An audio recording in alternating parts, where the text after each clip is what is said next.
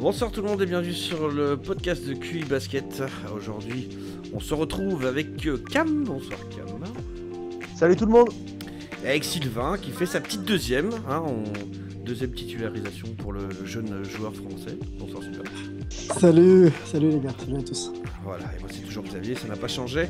Alors aujourd'hui on a choisi trois petites choses, donc on voulait vous parler un petit peu par rapport à la NBA, hein. Vous savez qu'on ne fait pas un tour d'horizon de tout ce qui se fait sur la ligue, parce que il n'y a parfois pas non plus mille choses à dire sur certaines franchises, donc on a ciblé trois petites choses. On attend bien sûr vos retours sur les sujets, un petit peu donner vos avis aussi, hein, sans animosité, sans agressivité. Je spoil un peu parce que ça risque de taper un peu. Mais voilà, on espère que ça pourra se faire dans le calme et dans l'intelligence du débat. Alors, on va commencer un petit peu par débriefer un match qu'on a vu hier soir, puisqu'on est le lundi 2 décembre là pour le moment. On a vu un petit Dallas Mavericks Los Angeles Lakers, et une belle victoire des Mavs. Je vais baisser un petit peu la musique, parce que sinon vous allez trop longtemps. On va débriefer un petit peu le match, voir un peu ce qui s'est passé. C'était quand même un affrontement entre un ancien MVP patron de la ligue et peut-être le futur de la ligue, on ne sait jamais. En tout cas, ça a l'air bien parti pour. Et on va écouter un petit peu Cam qui va donner son avis sur le match. Et sur les acteurs, bien entendu. Bah alors déjà, si vous n'avez pas eu la chance de voir le match, franchement mettez-le en replay parce que vraiment c'est une belle leçon de basket. C'est une belle pub pour le basket, ça. Ouais, franchement c'était vraiment un beau match. Le score reflète pas comment ça a pu être serré. C'est ce qu'il a fallu, un énorme run de Dallas pour creuser l'écart. Ils mettent 17-0 dans le troisième quart-temps. Ouais. Et après c'était très équilibré. T'as un duo LeBron Davis quand même très costaud, un Doncic qui a eu beaucoup de mal mais qui finit très fort. Ouais. Et surtout en fait ce qui a fait que Dallas repart avec la win, si vous regardez bien, c'est le système de jeu. Encore une fois, t'as quasiment tous 5 majeurs qui scorent bien, à part Porzingis qui a du mal contre Davis, qui est logique. Mais non, franchement, tactiquement magnifique. Super. Ouais. Une très belle affiche du dimanche. Qu'est-ce qui a un peu manqué selon toi, Sylvain, aux Lakers pour être plus compétitif plus longtemps dans le match? Écoute,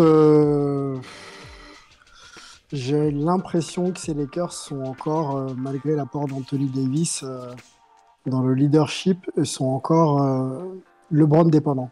Ouais. C'est-à-dire que LeBron sort les stats, fait son match, mais je pense qu'il pèse un peu moins sur la production de l'équipe. Et ça manque de relais. Alors, pas tant au scoring, quand Anthony Davis score plus que LeBron sur ce match-là, mais je trouve que ça manque de diversité sur les lignes extérieures pour pouvoir amener un peu plus soit de créativité, soit de danger sur le tir, ce qui permettrait d'avoir des Lakers qui peuvent tenir la distance sur le match.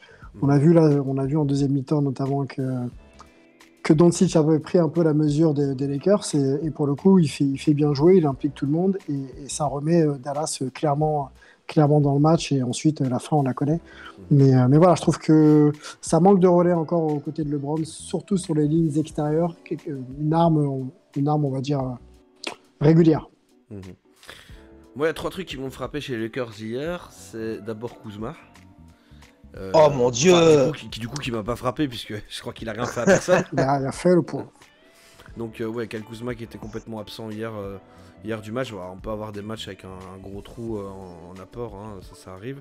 Maintenant je trouve qu'il n'y a vraiment eu aucune réaction de sa part. À la limite tu te rates complètement devant, t'essaies de tout mettre derrière, tu vois, au minimum. Et là justement une des deuxièmes choses qui m'a frappé, c'est la facilité avec laquelle Dallas allait marquer. Peut-être pas tellement en première mi-temps, mais en deuxième mi-temps, on voyait les Lakers qui parfois galéraient pour mettre un 2 points, et juste derrière il y avait peut-être 8-10 secondes de possession et les mecs passaient vraiment comme dans du beurre. J'avais l'impression que les Lakers étaient trop crevés de leurs attaques que pour défendre, et ça évidemment ça pose problème. Et alors LeBron hier a beaucoup forcé, beaucoup. Quand il fallait revenir, il a essayé de mettre de sa personne, pour l'avoir vu faire à Cleveland pas mal de fois, hein. Forcément ça marche relativement bien, c'est-à-dire je cours en plein milieu, dès que le défenseur arrive je fais mon spin move et puis je termine avec souvent un N1 à la clé. Sauf qu'hier ça marche une fois, deux fois, trois fois, et après il y a un premier passage en force et juste derrière il y a plus grand chose qui est fait de manière fluide, et effectivement du coup le manque de spacing se fait vraiment ressentir à ce moment là. Ils ont toujours pas récupéré Avery Bradley, hein, il me semble. J'ai pas vu. Ouais, toujours pas. Toujours ça. Ça, effectivement, ça va faire du bien. Danny Green, je pense qu'il c'était pas ouf non plus hier. Ça m'a pas marqué en tout cas. Donc, effectivement, même si ces deux-là sont là, on l'avait déjà dit. Il me semble qu'on en avait parlé au dernier podcast. Peut-être du niveau du banc, c'est un petit peu quand même un peu court et il faudrait songer. Hein, on avait parlé notamment d'un shooter, hein, on s'était pas trompé à ce niveau-là.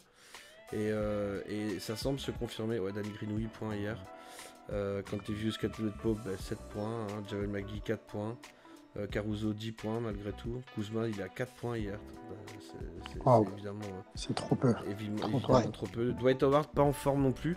Alors qu'il aurait pu constituer quand même un sacré problème en relais par exemple d'Anthony Davis. Et hier il joue que 12 minutes. Donc voilà, ça manque encore de shooters, de joueurs capables de créer sur les ailes et pour dégager un maximum d'espace pour LeBron et pour Davis, ça c'est clair. Là-dessus on est bien d'accord. À la limite même pas, je repense à ça, mais peut-être même pas un... Allez, tu vois, même pas un gros shooter, mais peut-être un...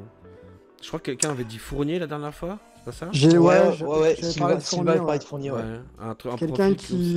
un profil d'attaquant, mais qui peut vraiment créer, slasher... Et ressortir la balle à l'opposé par exemple pour trouver les shooters, bien sûr il faut mettre les tirs, mais quelqu'un comme ça qui soit vraiment dans la percussion et qui puisse sur un profil de jeu fournir forcément, mais fournir régulièrement quoi. Un petit un Harrison Barnes aussi, ça pourrait éventuellement faire l'affaire, un truc un peu pas un joueur qui doit forcément mettre 20-30 pions par match, mais qui est capable de faire quelque chose en attaque quoi. Oui, et qui refuse pas et qui va même peut-être chercher les choses en attaque. Harrison Barnes, c'est un joueur de système, entre guillemets, qui va prendre ce qu'on lui donne. Il faudrait quelqu'un à la mentalité de LeBron qui puisse aller créer, chercher des choses quand il y a besoin en relais de LeBron et qui soit pas spécialement défenseur. Je pense que dans cette équipe-là, il y a des gars qui peuvent défendre s'ils veulent. Avery Bradley, etc. Même Caldwell-Pope, je pense qu'il peut faire les minima. Maintenant, il faut quelqu'un vraiment offensivement dans la créa et au scoring en deux, quoi. Ouais, d'accord. Il y a Iguodala qui traîne sur le marché aussi, qui aimerait bien... Toujours, mais il faut pouvoir les changer. Oh, il est en forme, moi je peux te le dire. Il n'a pas bougé d'Oakland depuis son trade. À Memphis, on l'a pas encore vu, donc il est en forme. Ah ouais, à mon avis, il doit être en train de se maintenir en forme sur le côté bien tranquillement. Je pense que l'équipe qui va le récupérer, il faudra un peu de rythme, ça change pas, mais c'est sûr. Ouais. Ils feront pas une mauvaise affaire pour la fin de la saison régulière, ça c'est à peu près sûr et certain. Ouais. Carrément. Mais je pense que ça va bouger. Les Lakers, je pense que ça va bouger. Il reste du cap, faut pas oublier non plus. Ils peuvent se permettre prendre quelqu'un ou il faut qu'ils coupent Ils peuvent Ils ont encore de la place, ils auront un peu moins de 10 millions, je crois. Ouais, ils pourraient prendre un contrat un peu plus de la gueule comme ça, plus un autre joueur et envoyer une cacahuète. Ils ont des balles à envoyer, des Jared Dudley, des trucs pas trop chers, tu vois, pour essayer de faire un peu la balance dans l'histoire, mais ils pourraient. Ils peuvent même trader Cousins, ça. Si jamais ils sont persuadés qu'il reviendra pas parce qu'il est blessé. Ouais. C'est ouf ça quand même. Tu peux trader un blessé. Hein. Tu prends ton contrat toxique, tu le balances contre Cousins. L'autre équipe, elle s'en fout. À la fin de la saison, le mec va quand même dégager. Et puis voilà. De toute façon, la course au tanking va encore plus s'éclaircir au fur et à mesure où les matchs vont avancer. Donc, je pense qu'il y aura de quoi faire dans ces équipes-là pour les Lakers. En tout cas, à surveiller clairement. Et côté Mavs, pas grand chose à dire, c'était plutôt bien rodé. Si, moi je trouve que cette équipe-là, on les attendait pas aussi prêts tactiquement et collectivement. On est quand même qu'en décembre, avec des jeunes joueurs. On sait le leadership qu'il a sur une équipe depuis quelques années en Europe et avec la Slovénie. Mais aujourd'hui, je trouve que les Mavs sont prêts, quoi. Ils savent ce qu'ils doivent faire, ils connaissent leur rôle, ils remplissent les cases à chaque fois. C'est une équipe sur le... Oui, vas-y. Après, tu me diras, ils ont quand même... ils ont un quoi? Carré, c'est quoi? Top 3 coach, top 5, je dirais. C'est bien un mec, justement, qui est très fort pour rendre des mecs bons, des gens qui sont moyens, parce que, tu prends Kleber, Powell, etc., fais les sortir de Dallas, je pense pas qu'ils auront autant d'importance, tu vois. Alors que là, les mecs sont tous à 10 points, c'est le système de jeu qui les rend bons, pas l'inverse en fait. Exactement, c'est porté par un coach et par des relais sur le terrain, Luka Doncic et consorts. Et finalement, c'est l'équipe qui va vraiment, à mon avis, commencer à faire parler. C'est la plus grosse surprise de début de saison? Plus Oui, grosse, pour moi, oui. j'aime bien Miami à l'est, moi. J'aime bien Miami Ouais, mais parce que... est-ce que c'est surprenant? Tu vois, je sais pas. C'est quand même moins surprenant. Miami? Ouais, mais Il y a quand même beaucoup de talent, quoi. T'as du vétéran, ouais, t'as du c'est guerrier. ça. Et puis Butler, tu sais, tu vois, le Doncic, il devait encore confirmer son année parce que on sait bien, il y a des joueurs qui prennent un mur la deuxième année parce que l'effet de surprise est passé et que du coup, ben, on fait les scouting reports en fonction d'eux aussi. Hein. Regarde Donovan Mitchell, ça a été plus compliqué pour lui aussi. Donc, ouais. Ouais, je vais vous rejoindre sur la surprise de Dallas. Peut-être les Suns avec les Suns éventuellement. Bah après les Suns, là, c'est un peu Ça en train rentre de dans tombe, l'an. hein. Bon. Ça rentre dans l'an. Ouais. Ça rentre dans l'an, On va dire qu'à date d'aujourd'hui pile, on va mettre les Mavs bonne surprise du début de saison. Voilà. Ok, en parlant de surprise, on a, selon Cam, on va écouter un petit peu ce qu'il a à dire par rapport à ça. On a quand même des petits soucis du côté des Sixers. Hein. Alors avant ça, je tiens à souligner quand même le fait que l'été dernier, on en avait déjà parlé quand on avait fait notre preview de la Free Agency. On en avait quand même... Et là, j'ai les stats des Sixers sous le nez. Donc bon, objectivement, en fait, si tu les rates, c'est pas catastrophique. C'est 5ème équipe en assist, 5ème équipe au rebond. Ouais. Par contre, c'est la 18ème attaque. Aïe. Et en fait, on en parlait juste avant. Et de toute façon, en fait, il suffit juste de regarder un carton pour le comprendre. Il n'y a aucun spacing actuellement. Il y a un problème de spacing. Ça, c'est sûr. En fait, le problème qu'il y a, c'est que t'es... Allez, 2-3 snipers, c'est Furkan Korkmaz. T'as perdu Reddy qui n'a pas été remplacé. Richardson, j'aime beaucoup le joueur, mais c'est pas un free and D efficace. Et encore une fois, il fait pas un début de saison dégueulasse. Hein. Ah non, il est bon dans son domaine, mais c'est pas un shooter. Il crée, il drive, etc. Mais c'est pas... C'est pas un Danny Green, c'est pas un Redick, enfin voilà. Le mec est bon, mais c'est pas un tireur d'élite. Ouais, le mec qui me déçoit à mort, c'est Al Horford. Voilà, c'est un peu le point que j'allais faire. Enfin, il y en a deux. Donc, il y en a deux en attaque. Il y a Ben Simmons et Al Horford. Alors justement, je vais d'abord parler de Simmons parce que on va commencer par tirer sur l'ambulance. Ben Simmons cette saison, c'est 12 points. Attention, autant dire que 12... attention, il a marqué un 3 points. Alors tout de suite. Waouh, mon dieu. On redescend. Super. Alors il a marqué un 3. Il l'a fait. Attends, hein. Mais par contre, à côté de ça, j'ai guetté un peu ses stats. Vous savez combien de jump shots il a tenté cette saison? Non, dis-moi. 4.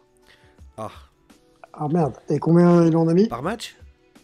Là, à l'instant T, 0. C'est 4 quoi par match? Ah non, c'est 4 depuis le début de la saison. Il a tenté 4 jump shots. Il y en a ceux qui s'attendent en un carton, il l'a fait en 20 matchs. La vache. Sachant que les 2 saisons d'avant, il était à 80, donc régression ou limite qui se pose lui-même, c'est à vous de choisir. Ouais. Le problème qu'il y a, c'est que Simmons, sa grande force, c'est son drive et sa passe. Ouais. Sauf que autant avant, tu avais des shooters à nourrir ou à Embiid qui étaient gavés au poste, autant maintenant, c'est pas trop le cas. Leur attaque a pas de sens. À part du pick and roll qui est pas très efficace, c'est beaucoup d'ISO. C'est beaucoup trop d'ISO en fait. Et clairement, cette équipe-là, elle surdomine parce que physiquement, elle est au-dessus. Ouais. Mais elle est au-dessus combien de temps? Parce que là, t'as Tobias Harris qui est un peu blessé. T'as Horford, comme dit, qui a été signé une blinde pour au final pas beaucoup apporter. Surtout que tu savais où il allait apporter. C'était pas spécialement là que Philly avait le plus de problèmes. Exactement. Et là récemment, ils se sont pris une énorme douille contre les Raptors simplement parce qu'en fait, t'as une défense en zone qui est très efficace et t'as des défenseurs sur l'homme qui sont que tu peux pas esquiver quoi. Donc tout simplement, tu te prends une race. Alors là, Embiid, moi j'applaudis parce que tu te fais gifler par 4 et tu mets 0 points face à Gasol. Comme quoi, il y a un karma. Et cette équipe-là, elle va écraser beaucoup de monde en régulière. Par contre, à l'instant T, en tout cas, j'ai du mal à les voir battre les Bucks, même battre Toronto, même s'ils sortent d'une saison un peu ératante. Clairement, c'est une régression. T'as pas réussi à garder Butler et tu t'en paies les conséquences. Malgré toute la qualité de l'effectif, c'est mal branlé. Et le coach l'arrangerait en plus. Ok. Complètement. Ouais, je peux pas aller prendre une autre voie que celle de Cam. J'ai en plus de ce que tu as dit, Cam, du mal à percevoir la marge de progression de l'équipe s'il n'y a pas des moves qui qui sont faits d'ici les playoffs, quoi. C'est-à-dire qu'aujourd'hui, l'équipe est pas complémentaire. Embiid fait du Embiid, mais Simmons, s'il n'est pas capable de mettre un tir externe dans le basket moderne, surtout aujourd'hui, c'est très très compliqué. Donc ça le rend presque inefficace dans bien les formes de jeu. Donc si l'équipe n'évolue pas, je pense que Philly, oui, en saison régulière, ça fait 1, 2, 3, mais en playoff, ça fera demi de con, voire finale, et puis ça sortira sans les honneurs face aux Bucks ou d'autres équipes. Aujourd'hui, il faut que l'équipe évolue. Il faut que le coach évolue sur ses plans de jeu, s'il n'a pas les joueurs pour shooter externe, ou faire venir des joueurs qui soient capables de le faire régulièrement. Il n'a pas les joueurs pour le faire. Il les a pas. Donc je pense qu'il faut soit Tobias Harris, soit un autre. En fait c'est un peu le même problème que les Lakers, mais avec des joueurs, des franchise players qui sont beaucoup moins quali. Moins fort, complètement. Donc t'as exactement le même truc. Moi j'ai vu, je parlais d'Al Horford tout à l'heure, j'ai vu un truc de fou. Je suis allé revoir le match contre les Raptors parce que j'avais vu qu'une mi-temps, donc je suis allé voir tout. J'ai vu un truc de Al Horford, c'est incroyable. Je crois que c'est Embiid qui est à 45, il se fait trapper comme il a été assez souvent pendant le match. Ouais. Donc, elle est horrible cette séquence. Donc la tête de raquette se libère. Et Horford, il est tellement coincé dans son système, il se retrouve tout seul, il pourrait couper en plein milieu de la raquette, mais droit vers l'anneau. Embiid, il a les bras en l'air, il attend que ça, c'est de lui donner la balle, et en fait, il descend, et il va faire un écran, je crois, sur... Oui. Je crois sur Ben Simmons ou je sais plus qui. C'est Ben Simmons, ouais, c'est ça. Et il va faire un écran et le mec remonte et après, voilà, ça fait une passe, mais il se passe rien derrière, quoi. Donc le Horford, il coupe, il se rend même plus compte qu'il y a personne dans la raquette. Il regarde même pas la balle, il va faire son système comme vraiment un exécutant, quoi. Alors que tu l'as payé de ouf, le mec. Xavier, peut-être pas blâmer à l'Horford parce qu'il arrive dans une franchise et une organisation de jeu qui est pas la sienne. Peut-être que le gars se rend compte que... Ouais, non, mais je sais bien. Mais peut-être que les formes de jeu proposées par le coach ne lui permettent pas de se mettre en valeur lui, tu vois. Mais attends. Quand tu passes de Brad Stevens à... ouais, mais ok, d'accord, tout ce que tu veux, mais quand t'as la raquette qui est grande ouverte devant toi, tu demandes la balle. T'avances, tu demandes la balle, il n'y a rien à piger. Parce qu'à ce moment-là, il prenait la balle, je crois que c'est Siakam qui est en couverture juste face à l'anneau. Le Siakam, il va venir sur toi, et puis tu fais une petite passe décalée à Ben Simmons, il est tout seul, et puis il essaie de mettre son petit layup, tu vois. Mais là, le gars, il ne regarde même pas Embiid qui a la balle. Il va tout seul en pilote automatique vers faire l'écran, quoi. C'est fou. Qu'est-ce que vous pensez, les gars, de Josh Richardson?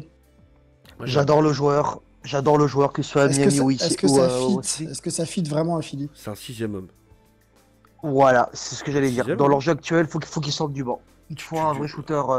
Voilà, c'est ça. Dans le 5, tu le sors, tu mets un vrai shooter à la place. Bah, tu vas rechercher Redick, tu te démerdes. Ou quelqu'un d'autre, hein, voilà.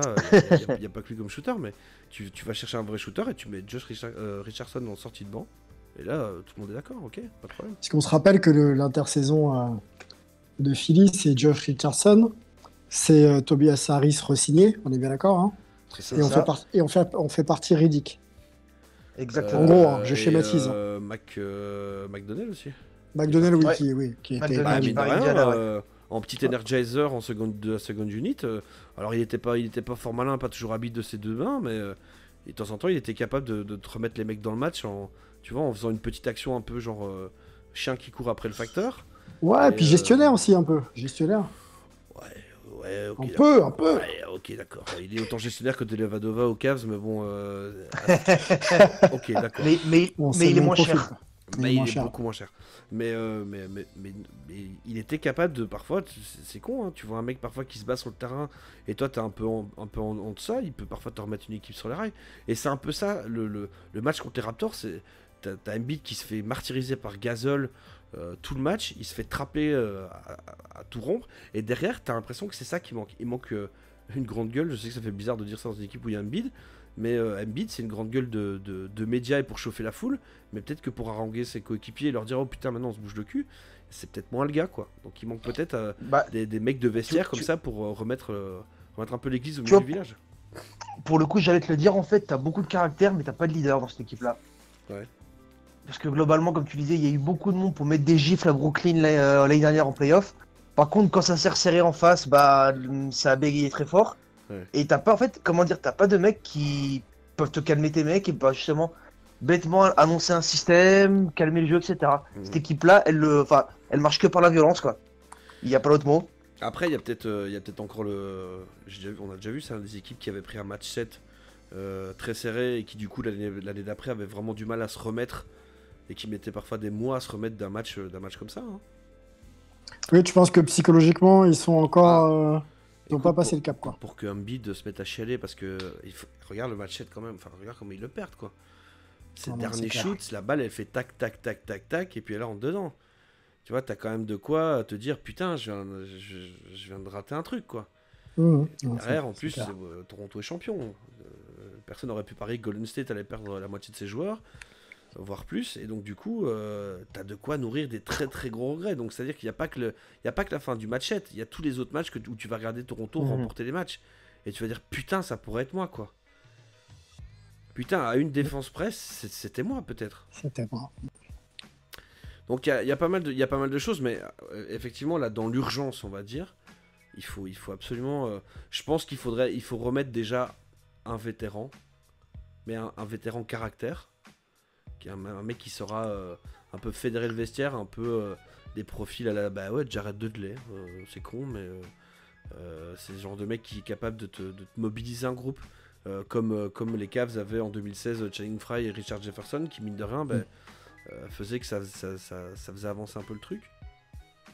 Et oui, un profil créatif en attaque.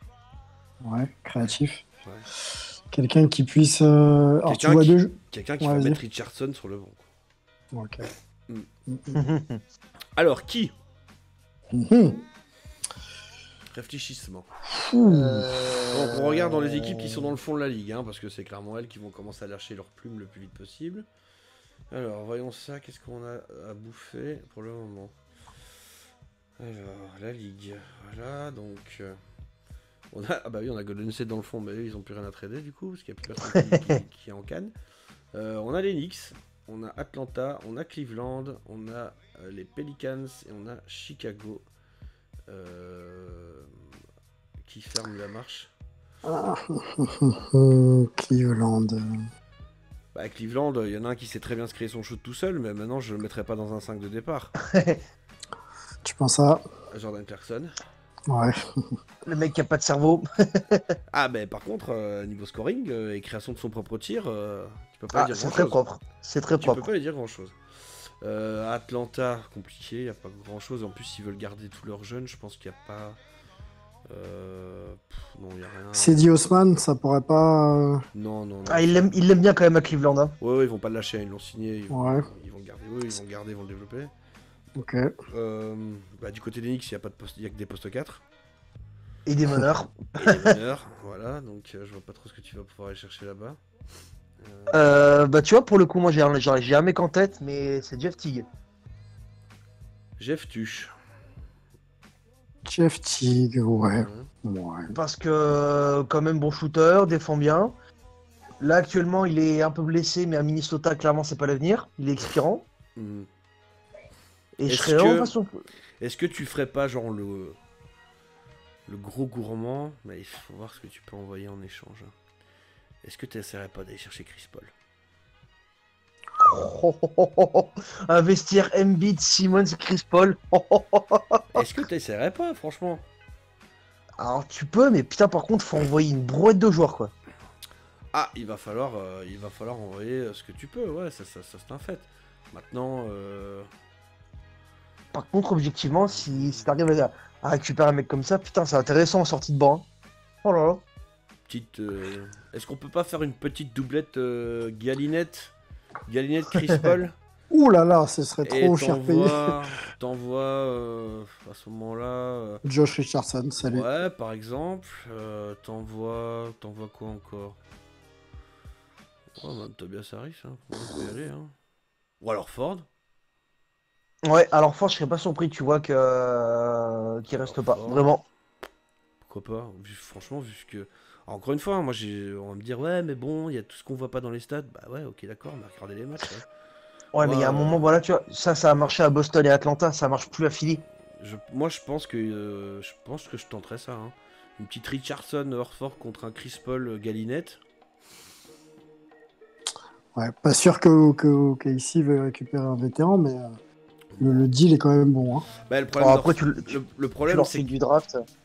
ouais, mais le problème c'est que Horford, tu vois, il vient de re-signer, donc ce qu'ils chercheront, c'est une grosse valeur, mais qui se termine dans pas longtemps, quoi. Donc, à voir, mais je sais pas, je trouve que c'est des profils qui pourraient aller, tu vois, d'avoir un meneur, on va dire, ah, mais qu'est-ce que tu fais de Ben Simmons? Alors, ça, je le fous en deux, par exemple, tu vois. Ou bien je continue à le faire driver et je kick out sur Chris Paul, ou j'en sais rien, moi. Tu sais, même pour Ben Simmons, hein, avoir un Chris Paul qui est capable de faire des bonnes assists et lui qui est capable de se lâcher dans la raquette, ce sera toujours plus intéressant. Hein. Parce que j'ai l'impression que là, il devient un peu sa propre parodie, tu vois, de sprinter dans la défense et de penser qu'il aura qu'à lâcher la balle comme l'année passée. Mais ça marche, force est de constater que ça marche beaucoup moins bien cette année. Hein. Mais il n'a pas les shooters dans les coins, il n'a pas les c'est joueurs ça. dans les coins pour avoir Ouais. ses passes d'ess et varier le jeu droite-gauche. Quoi. Là, t'as quand même Gallinette qui est capable de mettre dedans de loin. Et t'aurais Chris Paul qui est pas le plus vilain des shooters non plus, quoi. Messieurs, Joe Ingles, ça vous dit quoi? Oh, là. Alors moi j'aurais plus dit DeMar DeRozan là en tête, mais Ingles, Utah, j'adore le joueur, il est très bon, mais je pense qu'ils le lâcheront pas de suite en tout cas. DeRozan, ils vont pas le lâcher aux Spurs, c'était fou, toi. Et franchement, vu la gueule de la saison qu'ils font, Bah si ouais, tu suis justement. sur quelques petits modos... Ah, je suis pas sûr. En fait de l'autre côté, ouais mais décale-le sur le banc DeRozan. Tu le mets en pur sixième homme, tu vois. Ouais, non, ça va pas, quoi. Respecte-le, quoi. Lui, tu le perds. Tu fais ça, tu le perds. Et puis, il change de sport, le gars. Et puis DeRozan, c'est un shooter à mi-distance, c'est pas un shooter à 3 points. Hein. Et ouais, mais par contre, il s'est créé, il défend bien, tu vois. Ouais, mais Ouais, t'as très dit, polyvalent. t'as dit que c'était un mec, il faut plutôt des gars profil un peu catch and shoot quand même. Si t'as Simmons qui rentre dans la raquette et qu'il faut récupérer une balle en kick-out, il faut quand même un profil qui récupère et qui shot. Ouais, non, moi je vais rester sur ma Gallinette Chris Paul. Gallinette, c'est pas mal. On garde. pas mal. Chris Paul peut-être pas, mais Gallinette... Gallinette, poste 3, 4, c'est pas mal. Ouais, Pas mal. ouais, ça me semble sympathique ça.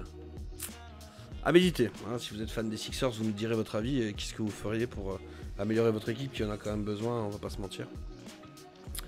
On va parler maintenant un petit peu de... On a remarqué, hein, je sais pas si vous avez vu, il y a James Harden qui met quelques points ces temps-ci. Il paraît, ouais. C'est relativement discret, hein, il faut vraiment avoir l'œil. En fait, déjà un sacré... Les stats avancées. Voilà, Faut pas arriver en retard. allez voir dans les stats avancées. Regardez les matchs, ne vous fiez pas aux stats. Et justement, Sylvain a un petit quelque chose à dire par rapport à tout ça. On t'écoute, Sylvain. Oui, plus qu'un petit peu. Bon, déjà, je suis un peu alerté par cette saison NBA qui me laisse un petit peu... pas sur ma faim, mais je vois beaucoup l'orgie offensive et c'est quasiment tout. Alors je sais que dans les collectifs, les défenses sont souvent difficiles à mettre en place. On n'a pas le temps de travailler comme on souhaite. Ça va d'un match à l'autre très très rapidement. Donc l'adaptabilité, c'est quelque chose de compliqué, même si on parle quand même de sportifs de niveau et de NBA.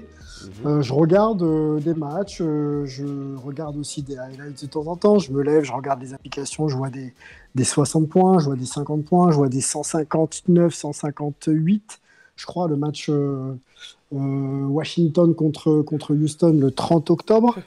Bon, je regarde un peu. Alors là, le run and gun absolu. Exactement, je vois qu'il n'y a pas de prolongation, je vois que James Harden est sur un volume de tir de 32 tirs. Alors, j'ai les stats sous les yeux. Bon, il y a 18 lancers francs, 32 tirs. Il finit à 59 points. Bradley Beal, 46. Ok, il y a des gens qui travaillent l'été et qui font en sorte qu'ils deviennent de plus en plus efficaces. Je regarde le match et là, je me dis, c'est pas possible. Je me dis que James Harden fait 20 fois la même chose. Alors, certes, ça semble inarrêtable, mais il n'y a aucune réponse tactique donnée par le coach ou adaptée par les joueurs. On va peut-être penser que le coach demande des choses à ses joueurs, mais les joueurs ne le font pas. Et on arrive à des situations d'isolation où sur le pic, le défenseur du pic ne monte même pas sur James Harden, enfin, fait même pas semblant d'aider reprendre, mettre une main pour ralentir sa mise en place, parce que James Harden a une mise en place assez similaire à chaque fois. Donc il rentre après dans son mood, et puis il finit les actions comme il sait les finir. Donc ça, c'est sur le jeu, on va dire, de transition, voire le jeu placé. Le jeu rapide, tout le monde court, axe central. Quand je dis tout le monde, c'est même les ailiers. Hein. Et on arrive en fin de contre-attaque avec tout le monde dans la raquette ou tout le monde dans l'axe, et avec des joueurs qui se retrouvent à l'opposé tout seuls, Westbrook et bon, James Harden quand il a la balle et qu'il la reçoit sur des renversements. Et boum, ça fait ficelle. Tout le match. En tout cas, tout le match. Une grosse partie des actions offensives réussies par James Harden passe par là. Je pense qu'on connaît sa capacité à scorer. C'est un très très fort scoreur dans cette NBA où les raquettes sont vierges. Il n'y a personne dans la raquette. On joue très très vite, donc on arrive très vite au panier adverse. Mais il n'y a aucune réponse tactique. Et je crois que sur la dureté et l'intensité, je me pose aussi pas mal de questions. Alors, mettons de côté Houston. Regardons les performances de Trae Young, qui semble aussi avoir ses capacités à scorer et à créer. Donc c'est pour moi un très très très fort joueur. Mais aujourd'hui, à Atlanta, je crois que c'est quasiment 10 défaites de suite. C'est 4 matchs gagnés depuis le début de la saison. Ouais. Donc ça fait peu. Et on a une équipe qui développe du rythme, qui est, je crois, autour de 110, 115 points marqués en attaque. Mais qui ne s'adapte pas en défense. Et le match qui oppose donc pour moi les défenses les plus hermétiques de la ligue, donc Atlanta et Houston, on finit avec un James Harden qui met 60 points. Parce que pas de volonté, pour moi peu d'intensité et peu de réponse tactique. Donc aujourd'hui, la valeur des points de James Harden, les perfs sont belles, mais tu te demandes si c'est si extraordinaire que ça, en fait. Écoute, je me demande si c'est si extraordinaire que ça. Déjà, quand les matchs finissent à 160 points, donc là, c'était pas le cas. Il faut que je retrouve les stats, c'était un petit peu moins. Mais tu te dis que quand même, sur un gros volume de points, mettre 40 points, finalement, ça pondère un petit peu les choses. Quand il n'y a pas de réponse tactique donnée, parce que Scouting Report sur James Harden n'est pas mis en place. Un joueur comme ça, il faut le trapper, il faut qu'il lâche la balle. Les mecs ont peut-être pas les moyens de le faire aussi. Pour moi, un joueur comme ça doit être trappé, doit lâcher la balle. En tout cas, essayer de faire en sorte qu'il l'ait le moins possible. C'est pas Westbrook en ce moment qui va scorer à 3 points. Il y a moins de régularité sur les autres joueurs, donc pourquoi pas tenter des choses. Ce qu'ont fait les Raptors en finale NBA face à Steph Curry, pour moi, c'est une idée. Il y a peut-être des choses à prendre là-dedans. On est en saison régulière, alors effectivement, il faut faire preuve d'adaptabilité. On joue les Rockets à l'extérieur, le lendemain ou sur le lendemain, on est ailleurs. C'est peut-être pas un match qu'on a coché, mais bon, on est sur le terrain, on essaie quand même de travailler les choses, et c'est pas ce que je vois match après match. Donc, un tantinet un peu douteux sur ses prestations, quoi. D'accord. Cam, on t'écoute. Alors ça, c'est le petit quiz du soir. Est-ce que vous savez qui a sorti les 10 plus grosses perfs offensives de l'année dernière, hors playoff, saison régulière? Les 10? Ouais. James Harden, les 10. Alors, Harden, il en sort 8. Après, il y a une de Lillard, une de Booker. Westbrook? En fait, c'est pas compliqué. Harden, sur les 10 plus grosses perfs, il en fait 8. Après, c'est Booker à 59 et Lillard à 60. Ouais. Maintenant, la seconde question. Oui. Combien de grosses perfs Harden il fait en playoff sur les 10 plus grosses? Aucune. Ouais. Merci de nous avoir laissé répondre. T'as vu ça? Quelle est la capitale de la Belgique? Bruxelles. Merci à tous. Bon. Et comment dire ça? En fait, tout simplement, je rejoins un peu ce que Sylvain disait. Cartonner en saison régulière sur une pace élevée et des équipes qui font même plus l'effort de défendre, c'est une chose. Par contre, en playoff, à l'instant T, franchement, je suis très sceptique. Il va encore arriver épuisé. Il y aura encore un fond de jeu qui va être très faible. Et c'est pas Westbrook qui, je pense, va pouvoir élever le collectif. Donc franchement, mettre du 50, 40, 60 points, c'est très bien, c'est super. Hein, ça fait des belles stats. Là, il a mis la race aux Hawks là, récemment, comme on le disait. Mais si en playoff, t'es pas capable justement d'élever ton niveau de jeu et celui de tes potes, ça sert à rien. Hein. Ça passera peut-être un tour, mais ça va se prendre une grosse baffe en en finale de conf, voire avant. Donc franchement, scorer c'est bien, mais scorer pour gagner, pas pour faire des stats. J'ai une question pour vous, messieurs. Oui. Ça va crier parmi les auditeurs, mais James Harden joue vraiment pour gagner un titre NBA ou pas? Est-ce qu'il joue pour gagner un titre NBA? Est-ce qu'il se rend compte que ça fait plusieurs saisons d'affilée, que son profil de jeu permet pas de passer un certain cap? Donc ça l'amène en finale de conf, par exemple, mais je pense pas que ce soit une finalité pour lui. Ouais. Et on se rend compte que sa manière d'approcher le jeu ne permet pas d'aller au bout. Est-ce qu'aujourd'hui, il faut pas se dire je peux faire autrement? D'abord, c'est jamais l'affaire d'un homme, c'est l'affaire de toute une franchise d'un titre NBA. C'est-à-dire que toi, tu dois être, en tant que franchise player, à mon avis, tu dois être le mec qui prend le drapeau et qui dit les gars, on y va, on va à la guerre. Derrière, tu dois avoir du coaching aussi. Il faut aussi que, quand ça se resserre sur demi-terrain, tu es un mec qui soit capable de s'adapter. Que tu es un mec qui a autre chose à proposer que court, passe, shot. Yes. Tu dois avoir des mecs qui sont présents autour de toi, qui sont focus, qui ont une volonté de soit mettre leurs 10, 15, 20 points, ça dépend qui c'est, ou bien de se sacrifier complètement en défense. Tu dois avoir un banc aussi qui, quand il va rentrer pour le peu de minutes qu'il aura, doit être prêt à se mettre le cul par terre pour faire le meilleur.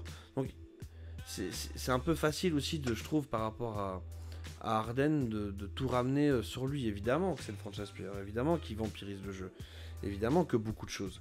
Mais derrière, on ne propose rien d'autre. Il n'y a rien. Quand il se retrouve coincé, je pense que en fait Harden il est en mode moi tant que ça va et que je score, on fait comme ça marche. Maintenant quand je score plus ou quoi, il faut penser à faire autre chose. Et tu le sens parfois que le mec il est un peu débité. J'ai une réponse à t'apporter, Xavier, là-dessus. Vas-y.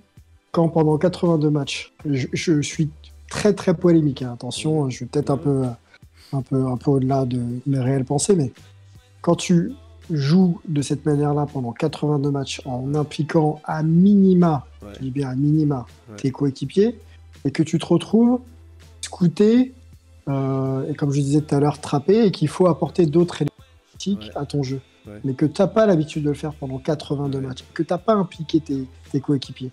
Est-ce qu'il s'agit de claquer des doigts et se dire ah merde les gars là il faut qu'on fasse autre chose parce qu'on n'y arrive pas? C'est pas claquer des doigts, c'est simplement... Tu vois ce que je veux dire? C'est simplement que les autres mecs ils doivent se rendre compte qu'ils ont aussi la chance de jouer avec James Harden. Il faut toujours voir des deux côtés. Les gars doivent se rendre compte qu'ils ont la chance de jouer avec James Harden et pas dans une équipe qui joue le cul du classement déjà. Parce qu'il y a des mecs qui pourraient très bien se retrouver dans cette situation-là. Et donc, quand tu te retrouves dans une situation où tu vois ton leader qui est en galère, tu dois avoir le démon en toi qui te dit c'est le moment, il faut que j'aille l'aider. Et ok, t'as pas eu l'habitude, mais c'est ce que même si on t'a pas impliqué de la saison, entre guillemets. C'est ce que je te dis, il faut 15 personnes pour aller chercher un titre. Si t'as pas les 15 personnes pour... Et du coup, je vais te donner un exemple qui me parle, parce que, alors je sais que c'est toujours les Cavs, mais c'est l'équipe que je connais le mieux. Vas-y. Je pense que c'est la dernière année de Paul George à Indiana. Il me semble que c'est lors du Game 2 à Cleveland. Le premier match, c'est le fameux match où CJ Miles prend le shot à la place de Paul George et qui se regarde à la fin du match en disant qu'est-ce que tu fais? Le deuxième match... That was a bad shot. Le deuxième match, il y a un moment où Paul George est encore en feu et Cleveland fait rentrer Iman Shumpert qui a plus joué depuis fin de saison régulière et début des playoffs, il n'est pas rentré une seule minute. Le mec va voir sa défense sur Paul George. Un mort de faim. Très dur. Putain de mort de faim. Et du coup, pendant le temps où il rentre sur le parquet, je crois que c'est 6-8 minutes, Paul George ne marque plus. Paul George fait des turnovers. Il est complètement agressé par la défense d'Iman Shumpert. Iman Shumpert, il a tout compris. Yes, ok. Il a vu ce qu'il pouvait faire pour son équipe. Il n'a pas été toujours utilisé, particulièrement cette saison-là, il n'a pas été utilisé des masses. Et pourtant, il s'est arraché. Il faut se tenir prêt. Pour aider son équipe. Bien sûr. Oui. Pendant 82 matchs, t'as un mec qui te permet d'aller en playoff. Qui te permet de jouer des phases finales. Enfin, des phases finales de saison régulière, je veux dire, donc des playoffs. Voilà, il faut se rendre compte. Rappelle-toi où t'étais dans les autres équipes avant. Est-ce que t'as toujours joué les playoffs? Est-ce que t'as connu des saisons où t'as pas joué les playoffs? Là, t'as un mec qui te garantit de jouer les playoffs. Grâce à lui, tu vas en playoff. La moindre des choses, c'est que quand derrière il galère, même si t'as pas le talent, même si t'as pas le truc, t'essayes. Et c'est le problème que j'ai vu avec les Rockets, c'est que essayer, on se contente de rester derrière la ligne et on vient pas aider, on vient rien faire. Il y a juste Capella qui vient faire des écrans en tête de raquette. Et le reste, ça bouge pas plus que ça. Donc voilà, il y a ça aussi qu'il faut regarder. Juste par rapport au perf aussi de James Harden, il y a un truc qu'il faut rappeler là-dedans, parce que tu dis, il suffit de scouting report, etc. Mais même quand tu trappes James Harden, il est capable de te créer des fautes. Il est capable de créer quelque chose. Il est capable de... S'il y a un switch très rapide et que le pivot se retrouve en face de James Harden, il va le faire danser et il va lui mettre 3 points dans la musette ou il va le driver. James Harden, c'est un enfer à défendre, faut pas oublier ça. C'est peut-être parce que vous n'avez pas le regard du basketteur, on va dire, ou entre guillemets, ou si vous l'avez, ben, posez-vous la question. Si j'étais en face de lui, qu'est-ce que je fais? Si je suis coach en face avec les joueurs que j'ai là maintenant sur le terrain, qu'est-ce que je fais? Et vous allez voir, allez regarder, vous allez voir, il y a plein d'équipes qui ont testé plein de trucs contre lui. Ça marche très rarement. Ça marche quand tu crées des conditions globales de match qui ne l'avantagent pas. C'est-à-dire que tu ralentis absolument tout le jeu, que tu donnes pas de rythme, que tu sors bien sur lui. Mais il faut des joueurs qui soient disciplinés tactiquement. Xavier, et ça, on défend en saison régulière, t'as peu de fou. J'ai un élément à t'apporter là-dessus. Je dis pas que le joueur est pas fort et qu'il peut pas lire toute situation et s'en défaire pour rester performant. Je regarde pas James Harden, je regarde ce que les défenses essayent de proposer face à James Harden, et je me dis qu'à partir du moment où elles sont sorties des vestiaires, bah les gars ils ont un plan de jeu et moi je les trouve résignés en fait dans l'idée. C'est juste ça qui me gêne, c'est-à-dire que le gars est trop fort. Bon, bah ok, il est trop fort. Dans la ligue, t'as des coachs qui sont pas très bons, par exemple. T'as des coachs qui ont pas spécialement bossé ce genre de joueurs et qui préfèrent se dire, voilà, je bosse sur une défense globale qui est valable toute l'année, peu importe qui est en face, et qui vont pas spécialement faire de scouting report parce que, bah, regarde les Hawks, ils savent bien qu'ils vont pas jouer les PO. Bah voilà, en gros, ils essaient de faire bosser un espèce de schéma défensif à minima. Bon, il se trouve que ça paye pas non plus des masses. Ils ont pas un coaching staff qui est non plus... de ouf, qui est réputé pour ça non plus.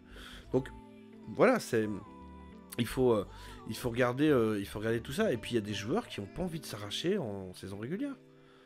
Il y a des mecs qui ont pas envie. Wow. Après, tu me diras, le problème de Houston, là, on en revient un peu sur ce que tu disais.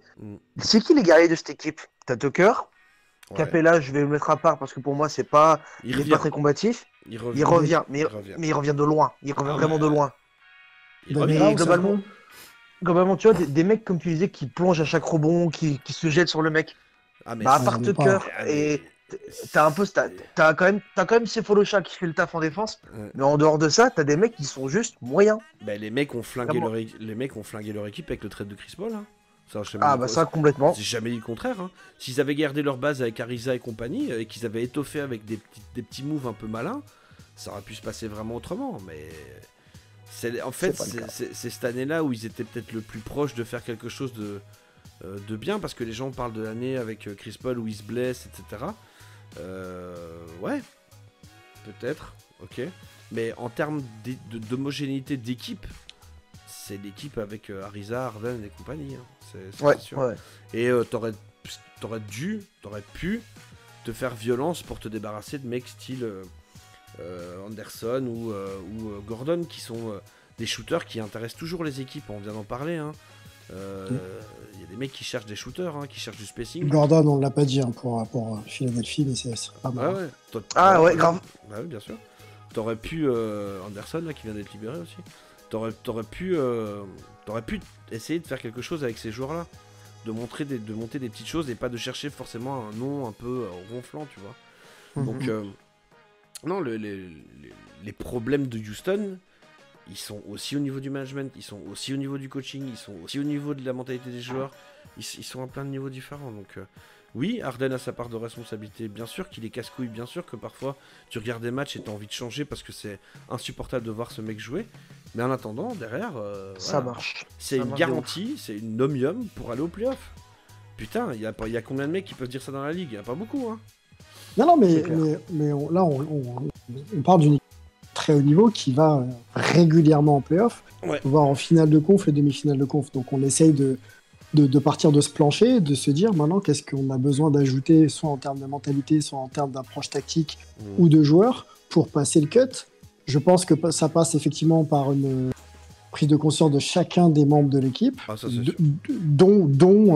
dont la figure, enfin dont le leader également, quoi. Ben, un leader, après moi je resterais toujours un petit peu curieux de savoir si on avait mis un type qui soit aussi bon que lui offensivement, ou en tout cas pas très loin. J'aurais voulu savoir s'il aurait été capable de lâcher plus la balle. Parce que Westbrook, tu vois, c'est un peu le même genre que lui en profil, sauf que c'est un peu plus basé sur l'explosivité et le côté un peu je vais bouffer l'anneau avec mes dents. Mais un Durant, par exemple. S'il était resté avec un Durant, moi je veux bien voir qu'il lui lâche pas la balle. Je veux bien voir qu'il lui lâche pas la balle. Moi je pense que ce serait compliqué. Hein. Ah, moi je pense qu'il aurait fait. Parce que je pense que son ego est tellement grand qu'il faut un mec qui soit vraiment à niveau, à son échelle de valeur, que pour partager un peu la balle. Et regarde, un des bons exemples, hein, c'est quand il avait des vrais shooters autour de lui, il faisait beaucoup d'assists. Parce qu'il avait confiance au mec. Parce qu'il savait que quand il lâchait la balle chez ces mecs-là, ça rentrait dedans. Il la lâche moins maintenant aussi parce qu'il se dit, si je lui donne à lui, il va rater. Parce qu'il est pas bon. Et c'est aussi avoir confiance en ses partenaires, mais pour ça il faut des partenaires de qualité, et il faut que tes partenaires ils soient focus. Et ça c'est donnant-donnant. Il doit impliquer ses coéquipiers, et ses coéquipiers doivent lui montrer aussi. Il doit s'impliquer aussi, ouais. Ouais. Mais je trouve que c'est trop simple de dire tout le temps Harden. Bah après là pour le coup, on a parlé un peu de Gordon juste avant.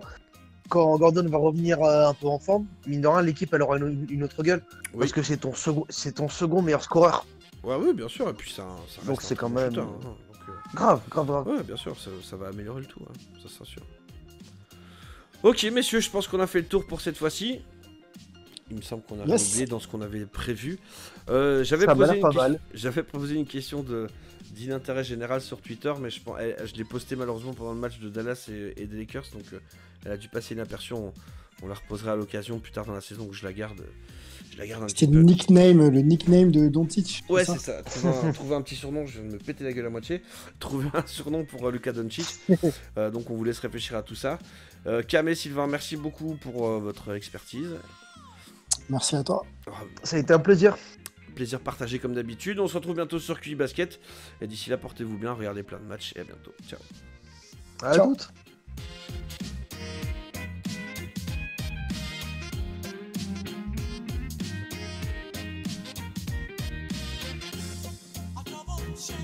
Bon, ça va, on a été